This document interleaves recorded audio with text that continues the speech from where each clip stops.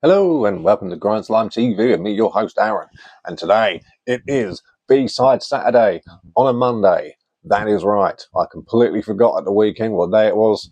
And yeah, only realised last night that not only had I not done a video for yesterday, but I completely forgot about B-Side Saturday. Now, it's a couple of things before I get into the B-Sides as such. I know some of you have probably noticed I've taken a few days off in recent weeks. I've just been super busy, and by the time I actually finish doing stuff, it's usually quite late, and I just want to go to bed. So, got a lot of that going on, but it's not going to be a habit, don't worry. And next, there was something else I was going to quickly cover, but oh yeah, I've only got 4 releases today because obviously, you know, I've already covered a lot of this stuff I've been listening to recently on camera, like recently as well. So I didn't want to do any repeats. And for example, I did a recent videos on things like the lobotomy demo and bolt throwers, War Master. So I've got no need to pull them out. So moving on, let's start off with a nice little death metal-y one right here. I haven't got as much details on me today. I haven't had time to like really look, but yeah. So first up, a nice little mixed bag for you death metalers out there. This is the Prying Sight of Imperception by Galvanizer. Really cool record. No lyrics of this release, just a bunch of flyers on the inside. There's some pretty cool names like well, let's see here. You've got Diquisitor. They're cool. I like them. I've only got their one release as well. I need to get more of their stuff because that 1 7-inch that I've shown before on camera is really cool. Yeah, Cadaver Incubator. What else we got here? Yeah, Cannibal Accident. There's another really cool one I saw as well. The Master were cancelled off of that bill, but oh yeah, it was around here somewhere. But I remember seeing a particularly cool band on there, thinking, oh, that's pretty sick. But yeah, pretty cool collection of flyers there. Very zany. Oh, Blood, that was it. Yeah, great. Yeah, nice, cool stuff there. When I say it's a mixed bag as well, oh, you got that sort of Entombed-esque, or was it Dismember? I think it was Entombed who did that, wasn't it? So, yeah, nice little layout there, nice and simple. Got the band there doing their thing. So, musically, yeah, nice mixed bag for death metalers, I think, because it's got like bands that kind of come to mind are definitely Vader's one of them. Again, this isn't a clone by any stretch, but there's definitely bits in there that made me think, like, yeah, this is the sort of thing like Vader would do. Or a lot of the modern death metal stuff as well. So, you know, your Morbifics, Cerebral Rots, your Fetids, that kind of feel. I get a lot of that, you know, your Caustic Phlegms and whatnot, that sort of feel in there as well. So that very broad, sort of mountainous sound. Like, sort of think of like your Incantations, sort of draw-offs kind of thing, you know. But there's also a lot of melody in there as well. So if you're into, but not to the point where I'd call it a melodic death metal record. There's definitely like melody in there, but it's still a very angry, very well, I can't speak on behalf of the lyrics because I don't know them, but it has a very sort of hateful kind of feel to it. You know, there's definitely some Morbid Angel, Hate Eternal sort of thing in there as well. You know, that sort of aggressiveness that cuts through. But it's definitely got some of its punkier sort of roots in there as well from time to time. You know, sort of D-beat action going on. So, yeah, whatever sort of death metal you're into, I think there's definitely something on this album that's going to appeal to you. It's got its blasts, it knows how to go fast, it's got cool mid-pace parts. When they slow down, they do so very effectively. It's a bit by Extremely Rotten, which is, of course, what's the young man's name? Yes, David Mikkelsen, or David Mikkelsen, or however she pronounces it. So where these guys are from, I don't know, but if I had to guess, going from their sound, I would say they're probably, you know, that sort of Dutch area sort of thing. And where's Denmark is where Extreme Rock Productions is. So I'm guessing they're from around that sort of thing, or maybe they're American. I don't know. Absolutely no clue. as this. Like I said, I didn't really check properly. Nice pink, not pink, fucking yellow. Aaron, you fucking idiot. Nice yellow tape for that, which is pretty cool. Got to turn it over each time, you know, but that's expected with full lengths, you know, almost part and parcel at this point. But here's what it is. Right, next we've got another band that I've covered recently, but this is another one of their releases. So we're heading back over to yeah, it was Finland, and this is the sort of blackened experimental prog doom act that is Unholy, and this is their album Gracefallen. Now, I showed the second Ring of Power recently, which is a cracking album, as is this one. Again, not my favourite release of theirs. Got all your nice sort of lyrics laid out, same as before. Again, very good quality inlay. You know, it was very much well printed. Got that side there as well, because it was part of the obviously the cassette box set that was mentioned in that last video as well, put out by well on the license from Peacefield, but it was put out by Darkness Are Right. That was right, yeah. So yeah, you got a photo of the band there. You can't really make it out very well, but yeah, it's very sepia looking. It's about as much as you're gonna get. But no, very, very, very cool album. Very much in the vein of their second album, the second Rings of Power.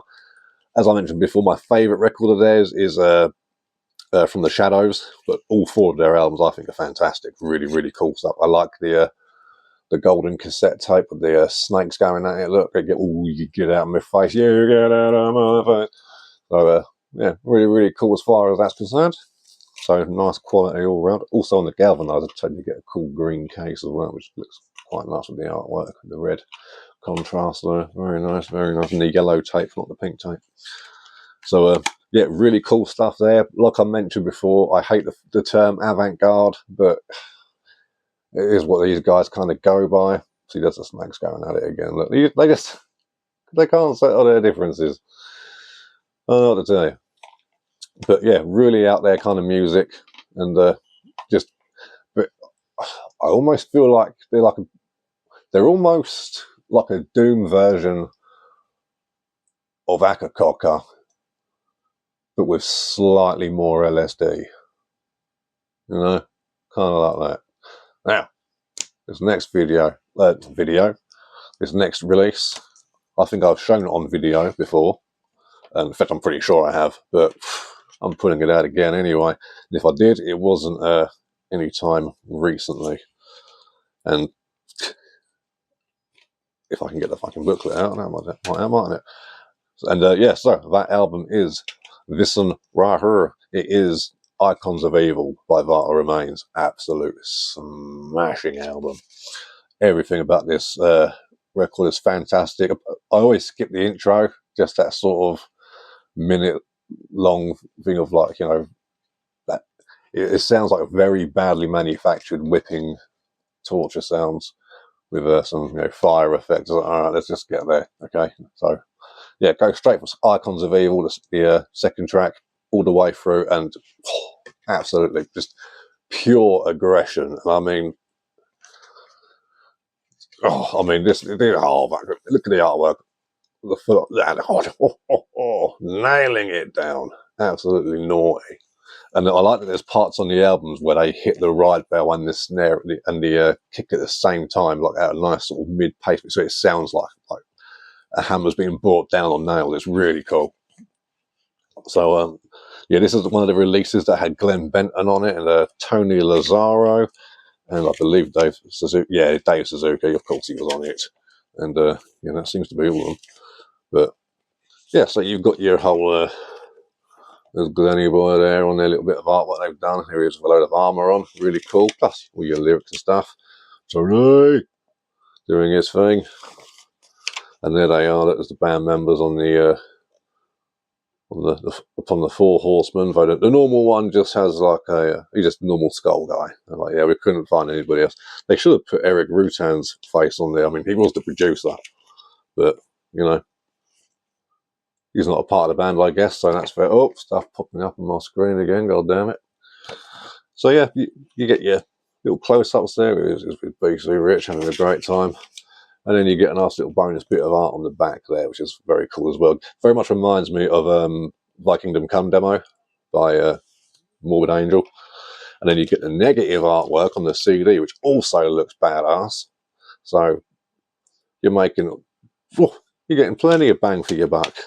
Then underneath there, you get like this sort of armor segment with like the fucking Ujima flip on.